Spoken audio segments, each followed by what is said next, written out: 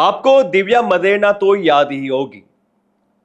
वही दिव्या मदेरणा जो लगातार अपने बयानों को लेकर अपनी राजनीति के लिए हमेशा चर्चित रहती है। उसी दिव्या मदेरणा को एक बड़ी जिम्मेदारी मिली है। जिम्मेदारी मिली है सचिव के तौर पर, और ये जिम्मेदारी मिली है जम्मू कश्मीर राज्य की। पता होगा कि 90 विधानसभा सीटों को लेकर वहां चुनाव होने वाले हैं, घोषणा हो चुकी है।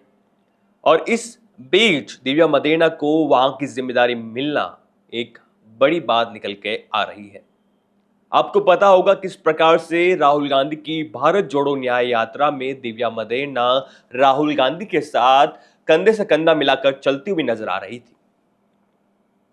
ये वही दिव्या मदेरणा है जिनका परिवार काफी दशकों से राजस्थान की देश की राजनीति में एक बड़ा नाम रहा है, राजनीति करता आ रहा है। उसी दिव्या मदेरणा को एक बड़ी जिम्मेदारी मिली है। फायर ब्रांड नेता है, लगातार अपने बयानों को लेकर सुर्खियों में रहती है।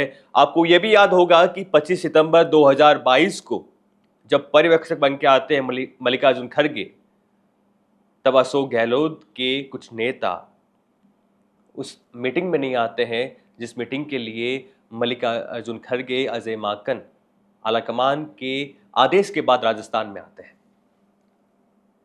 माना जाता है कि पर्यवेक्षक ये जानने आए थे कि राजस्थान में मुख्यमंत्री किसे बनाया जाए, क्योंकि नाम चल रहा था अशोक गहलोत का कि वो राष्ट्रीय अध्यक्ष बन सकते हैं, और वो राष्ट्रीय अध्यक्ष बनेंगे तो राजस्थान का मुख्यमंत्री कौन होगा ये जानने के लिए यहां पर आए थे। लेकिन अशोक गहलोत के कुछ नेता, शांति धारीवाल, महेश जोशी, धर्मेंद्र राठौड़, ये कुछ नेता थे। इन्होंने नेतृत्व किया था उस मीटिंग का, उस बैठक का बहिष्कार कैसे किया जाए गहलोत गुट के नेताओं के साथ।